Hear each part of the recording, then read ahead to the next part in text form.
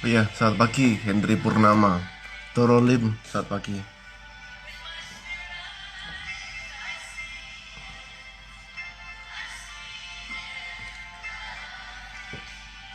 Ya,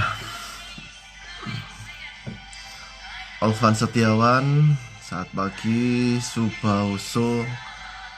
Oh, Ibu Kristina Widyasari, selamat pagi. Selamat pagi buat Irin Gunawan. Oh ya, Shalom. Selamat pagi Albetans, morning.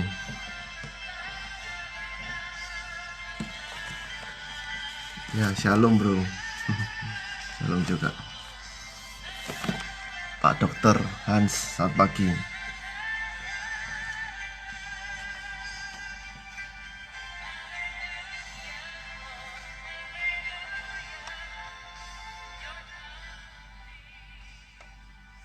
Oke, selamat pagi semuanya. Kita ada di dalam acara GMJ tanggal 14 Oktober, hari Rabu.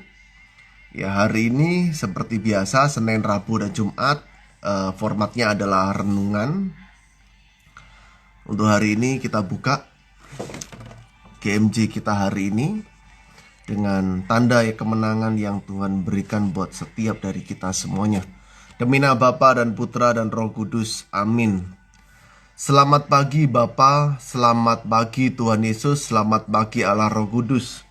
Kami bersyukur buat istirahat kami malam hari tadi, di mana hari ini kami sudah boleh bangun dan mau memulai aktivitas setiap dari kami semuanya. Sebelum memulai aktivitas kami, biarkan kami boleh datang kepadamu ya Tuhan untuk mendengarkan firman-Mu, untuk mengerti kebenaran firman-Mu. Dan kiranya Engkau yang berkati acara GMJ hari ini, mulai dari awal, pertengahan, hingga nanti akhirnya, semuanya boleh berjalan dengan baik. Saat ini kami mau membuka hati kami kepada Engkau Allah Roh Kudus.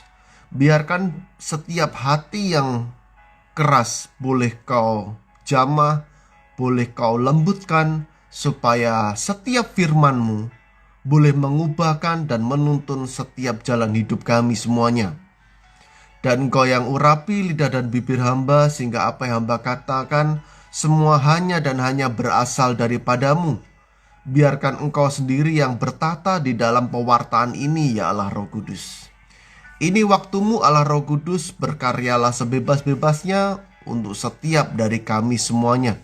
Dan segala doa ini kami aturkan dalam satu nama yang penuh kuasa, Tuhan kami Yesus Kristus, yang bertata bersama Dikau dan Roh Kudus, dulu, kini, dan selama-lamanya. Amin. Dengan Bapa dan Putra Roh Kudus. Amin. Hari ini kita akan masuk ke dalam pembahasan dari Matius 6. Masih di dalam bagian dari khotbah di bukit. Karena kalau khotbah di bukit dari Matius itu pasalnya 5 sampai dengan 7. Kita masih masuk di dalam Matius 6 ayat 1 sampai dengan 4. Kalau kita memang melihat dalam khotbah di bukit, tidak ada sebuah peristiwa yang dicatat. Tetapi khotbah di bukit Matius 5 sampai Matius 7 ini berisi tentang pengajaran Tuhan Yesus. Sehingga sebenarnya bagaimana kita boleh memahami pengajaran Tuhan Yesus, itu khotbah di bukit itu menjadi satu titik terang. Dasar yang dipakai dan berbagai pengajaran. Kalau nanti udah lepas dari Matius 7, ini mulai menceritakan tentang apa yang Tuhan Yesus lakukan. Dan ketika apa yang Tuhan Yesus lakukan, itu sebenarnya akan jauh lebih mudah untuk memahami, karena kita sudah melewati Matius 5 sampai dengan Matius 7 yang berbicara mengenai pengajaran Tuhan Yesus. Hari ini judul perikopnya Matius 6 ayat 1 sampai dengan 4. Itu judulnya hal memberi sedekah. Saya bacakan ayat 1 sampai dengan 4. Ingatlah, jangan kamu melakukan kewajiban agamamu di hadapan orang supaya dilihat mereka. Karena jika demikian kamu tidak beroleh upah dari Bapamu yang di surga. Jadi apabila engkau memberi sedekah,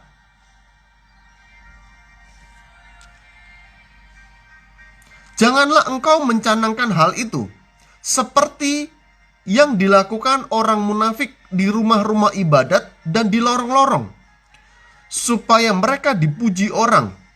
Aku berkata kepadamu, sesungguhnya mereka sudah mendapat upahnya. Tetapi jika engkau memberi sedekah, janganlah diketahui tangan kirimu apa yang diperbuat tangan kananmu. Hendaklah sedekahmu itu diberikan dengan tersembunyi, maka Bapamu yang melihat yang tersembunyi akan membalasnya kepadamu. Demikianlah sabda Tuhan. Terpujilah Kristus. Judul perikopnya adalah hal memberi sedekah. Kata sedekah ini sebenarnya memang kalau kita lihat, ini pengambilannya memang dari bahasa Arab memang. Jadi bahasa aslinya sodakoh ya, sodakoh. Mirip. Sehingga diterjemahkan di Indonesia sedekah. Tetapi sebenarnya di dalam bahasa Ibrani pun itu ternyata ada kemiripan. Jadi tulisannya sama seperti sedekah itu, tapi pakai T, sedekah, sedakoh. Saya nggak tahu cara bacanya gimana ya. Tetapi cara penulisannya kalau di Indonesia kan itu mirip sebenarnya. Nah, ternyata dari arti kata diambil dari yang Yahudi, karena antara bahasa Yahudi sama bahasa Arab ini kan memang satu induk ya, dekat sekali, sama seperti bahasa Aram. Itu artinya dari bahasa Yahudi sedekah itu artinya benar, saleh dan adil. Jadi sebenarnya untuk orang-orang Yahudi, orang-orang Israel sampai hari ini, memberi atau sedekah itu sebenarnya bukan sebatas anjuran, tetapi lebih ke arah kewajiban. Maka kalau kita melihat sejarah, ada sesuatu hal yang terjadi, sesuatu hal yang sebenarnya semua orang cukup kagum bagaimana hal itu terjadi. Ketika Perang Dunia Kedua, salah satu yang menjadi korban ini kan memang orang-orang Yahudi. Terutama di Jerman, karena memang di Jerman banyak komunitas Yahudi. Di sana ibaratnya kalau bahasanya terjadi genosida. Maka selesai dari Perang Dunia Kedua, orang-orang Yahudi yang dibebaskan dari kamp-kamp konsentrasi ataupun mungkin yang selamat, ini melalui inisiatif dari Inggris, mereka mengatakan sudah, kamu balik aja ke tempat awalmu, yaitu yang negara Israel sekarang. Maka mulailah mereka ditaruh di sana, kembalikan lagi. Tetapi memang ada yang akhirnya kembali, ada yang enggak. Tetapi ada sebuah cerita yang sebenarnya ini satu hal yang luar biasa, bahwa negara itu dibangun melalui sedekahnya orang-orang. Jadi orang-orang Yahudi ini semuanya memberikan uang untuk membentuk negara itu. Sekitar tahun Perang Dunia Kedua selesai tahun 45 ya, jadi antara 45 sampai 50-an pembentukan negaranya. Sampai hari ini, kalau kita boleh bilang, orang-orang yang banyak berderma memang orang Yahudi. Nah, kembali lagi untuk yang cerita yang tadi, bahwa bagaimana negara Israel ini yang saat ini terbentuk, itu terbentuk, sebuah negara terbentuk dari uang rakyatnya, dikumpulkan semuanya untuk jadi seperti sekarang. Saya tidak mengomentari bagaimana arah politiknya dari negara Israel. bagaimana peperangan dan yang lain-lainnya. Bukan itu yang saya komentari, tetapi yang saya komentari bagaimana mungkin sebuah negara yang sebenarnya belum terbentuk, tetapi akhirnya terbentuk dari pengumpulan uangnya orang-orang Yahudi di seluruh dunia pada saat itu. Ya kalau kita bandingkan dengan kita sekarang, kita dapat surat begitu, lihat ada logonya dinas pajak gitu aja kan sudah deg-degan gitu ya. Makanya kan disebutnya begitu dapat surat begini, dapat surat cinta. Kenapa disebut surat cinta? Karena kita bukanya sambil deg-degan. Kira-kira apa ya? SPT harus diperbaiki atau kurang bayar atau bagaimana gitu. Tetapi dengan orang Yahudi sangat berbeda. Sehingga sebenarnya prinsip bahwa sedekah itu harus menurut masyarakat Yahudi.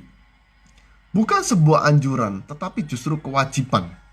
Bahkan kalau sampai hari ini pun juga ada sebenarnya kalau kita baca ada sampai seperti 8 step bagaimana orang memberi. Salah satunya itu sesama orang Yahudi itu kalau pinjamin uang itu nggak ada bunga. Ini sesama mereka.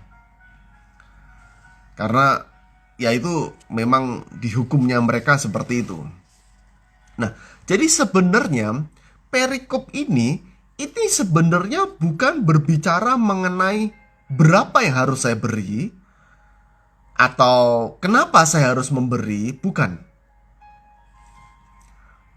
Karena bagi orang Yahudi memberi ini sudah keharusan ini sudah. Tetapi perikop ini berbicara bagaimana kita ini harusnya memberi. Ini sebenarnya sudah satu step yang lebih jauh. Kalau kita mungkin termasuk saya juga masih bergumul mengenai berapa yang harus saya beri atau kenapa saya harus memberi. Tetapi perikop ini berbicara sudah lebih stepnya sudah lebih jauh lagi. Bagaimana kita ini harusnya memberi. Maka ada sebuah ungkapan yang di ayat 3 tadi. Janganlah diketahui tangan kirimu apa yang diperbuat tangan kananmu. Ya ini memang kalau zaman SD ini satu pernyataan yang dibuat mainan begitu ya. Jadi kalau kolektor gitu tangan kirinya dimasukin saku, baru kasih kolektor. Ini loh baru benar gitu. Sampai sekarang pun kalau kita bercandaan dari Matius 6 ini rata-rata seperti itu. Janganlah diketahui tangan kirimu apa yang diperbuat tangan kananmu. Jadi kalau ngasih ini antara tangan kiri sama tangan kanan gak boleh depan-depan gitu ya. Jadi yang satu harus di belakang, satu baru kasih. Wah ini Alkitabiah ini barusan. Tapi sebenarnya bukan seperti itu.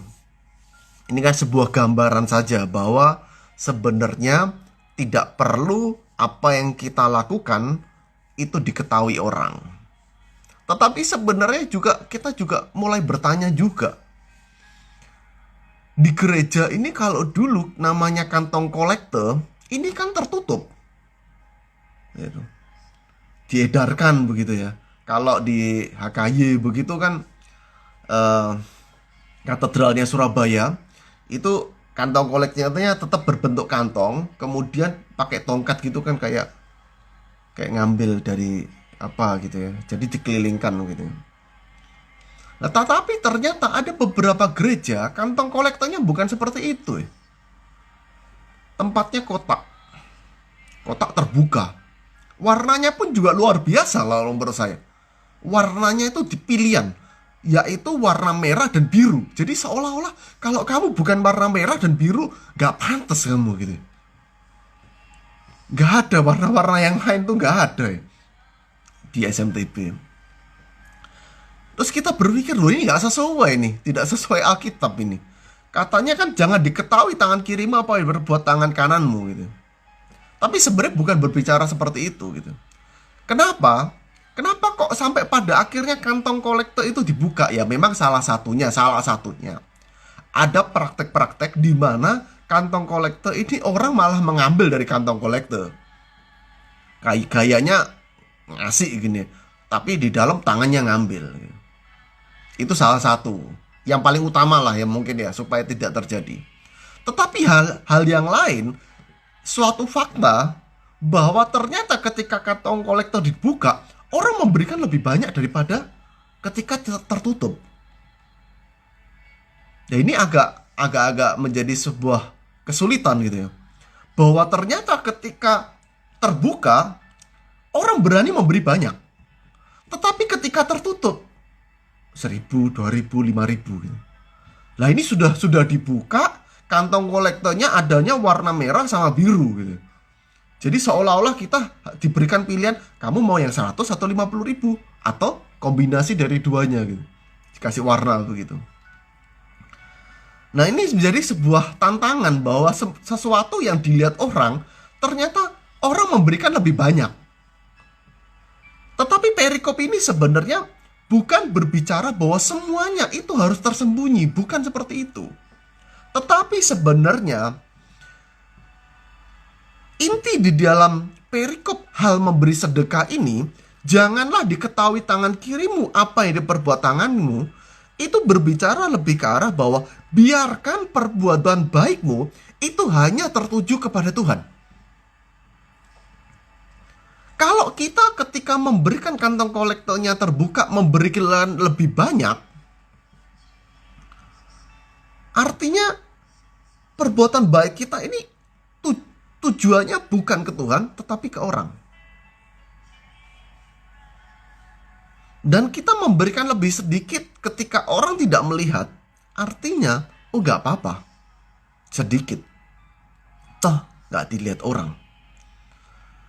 Kalau kita mau melihat lebih jauh lagi, memang seringkali hubungan sosial itu kadang-kadang memaksa kita untuk tampil baik. Jadi kalau misalkan kita berada di dalam satu komunitas, kita ini kadang-kadang segan untuk melakukan sesuatu hal yang mungkin katakanlah jelek gitu ya. Apakah hubungan-hubungan tuntutan-tuntutan sosial itu sesuatu hal yang jelek? Enggak. Itu sesuatu hal yang baik. Jadi kalau ternyata kantong kolektornya terbuka sama tertutup, itu ternyata lebih banyak yang terbuka.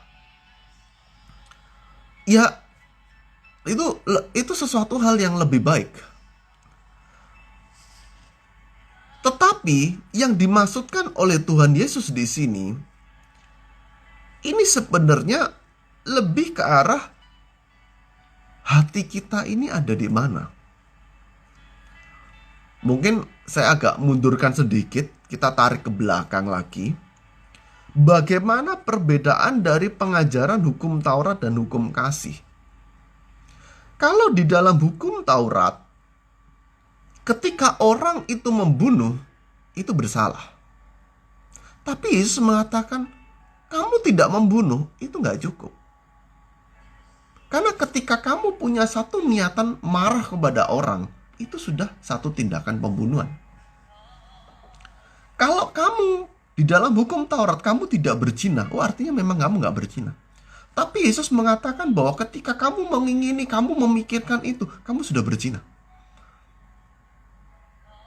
Sehingga satu perbuatan di dalam hukum Taurat itu, perbuatan A dinilai A. Tetapi Yesus menarik itu lebih jauh lagi, bahwa perbuatan A itu terjadi karena hatimu bagaimana. Sehingga sebenarnya hal memberi sedekah ini penarikannya ditarik di dalam hati kita, ini posisinya ada di mana. Apakah perbuatan baik kita itu dilakukan karena kita mau dilihat orang? Ataukah memang perbuatan baik kita itu hanya tertuju kepada Tuhan? Kayaknya simpel, tetapi implikasinya besar. Apa sih sebenarnya kesulitan terbesar orang untuk berbuat baik? Ya, ini kalau berbuat baik sama sedekah. Kalau sedekah memang arahnya ke materi ya. Tetapi kalau berbuat baik ini sebenarnya lebih luas, dalam artian bukan hanya satu materi aja, tetapi juga waktu juga, tenaga juga. Apa sih kesulitan terbesar orang di dalam perbuatan baik? Itu adalah tidak dihargai. Sudah dibantu, tapi ternyata tidak ada satu terima kasih. Di dalam pelayanan pun juga sama seringkali. Oh, kita ini seolah-olah sudah yang paling repot dah gitu. Tapi ternyata begitu ada sebuah kesalahan, saya yang disalahkan. Ini kan berarti saya nggak dihargai. Ini memang satu kesulitan terbesar orang untuk melakukan sesuatu perbuatan baik. Bahwa kita mau dinilai orang. Gitu. Sekitar bulan lalu ada sebuah peristiwa yang sebenarnya cukup mengagetkan ya. Menurut saya cukup tragis. Ada seorang pastor namanya Roberto Malgresini. Usianya 51 tahun, masih termasuk muda. Romo dari Itali. Beritanya bahwa dia mati dibunuh. Jadi ada luka tusukan sampai di leher di beberapa tempat.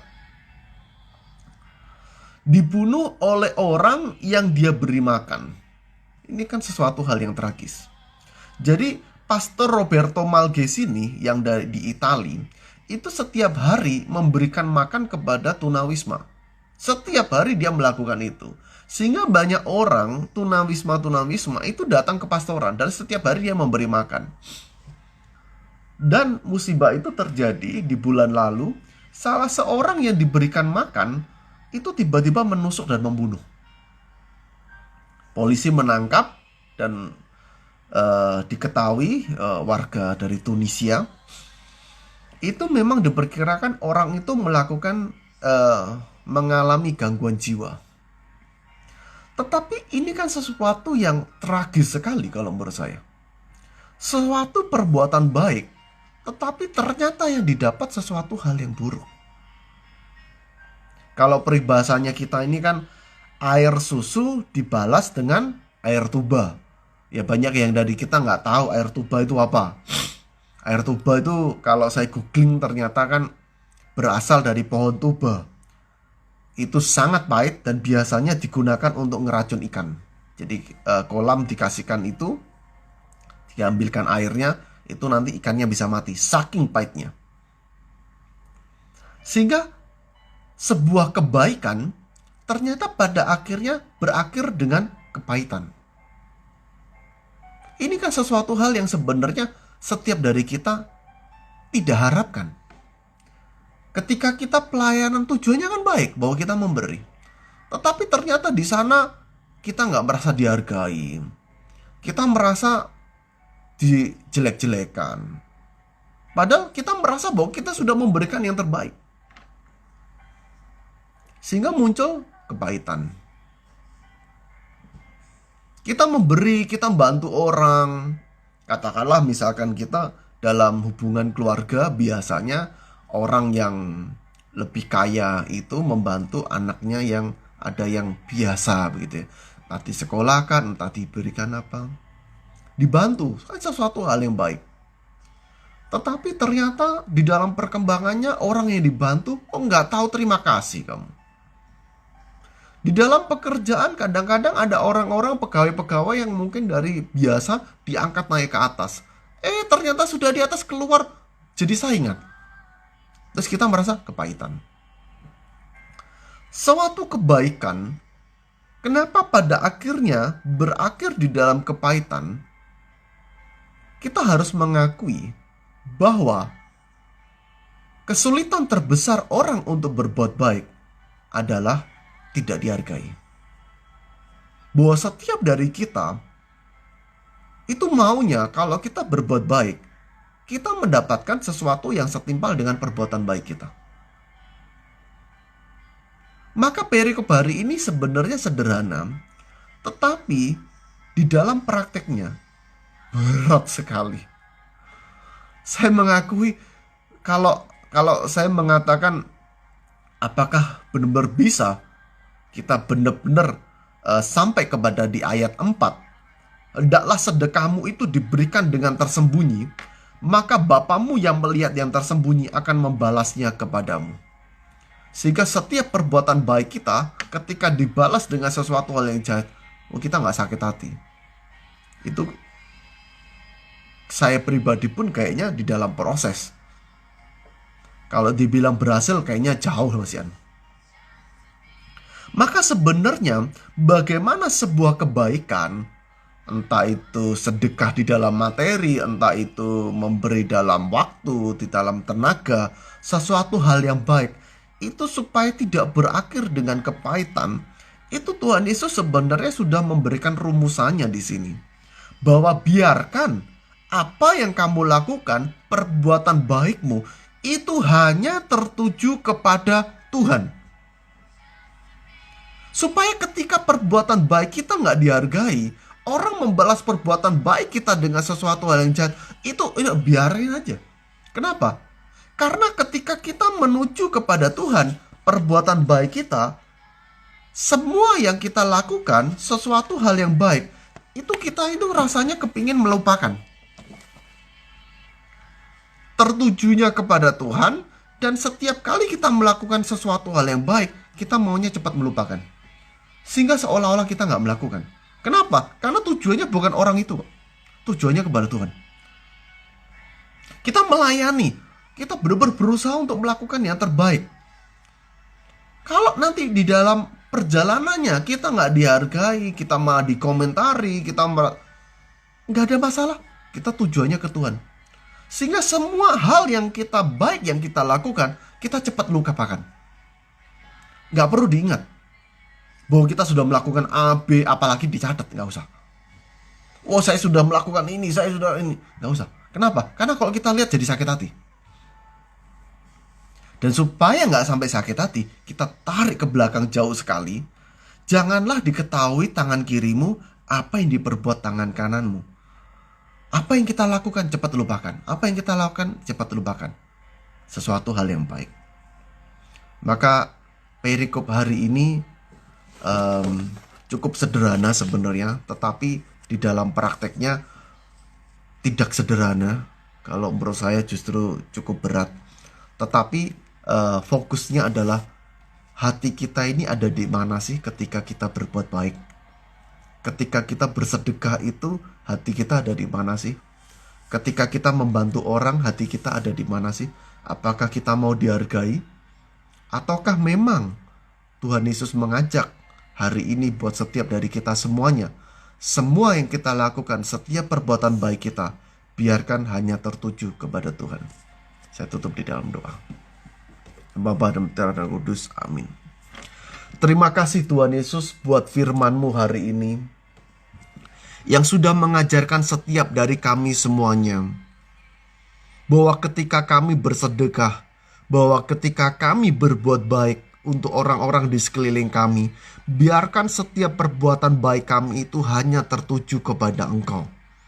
Sehingga ketika perbuatan baik kami, sedekah kami itu tidak dibalas oleh orang lain, tidak dihargai oleh orang lain, kami tidak mengalami kepahitan. Karena semua yang kami lakukan hanya dan hanya kepada Engkau. Semua yang kami lakukan hanya tertuju kepada Engkau. Kami tahu Allah Roh Kudus bahwa mungkin kami jauh dari kata sempurna. Bahwa mungkin kami tidak mampu, masih belum mampu melakukan itu.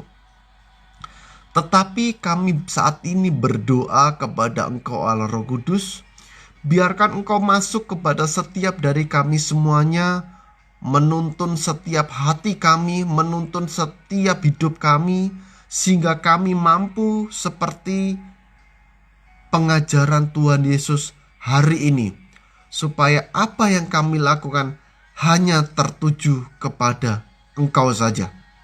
Dan kami percaya ketika Engkau Allah Roh Kudus memberikan kami kekuatan menuntun setiap langkah kami, kami tahu dan percaya bahwa kami pasti akan mampu bersama dengan Engkau.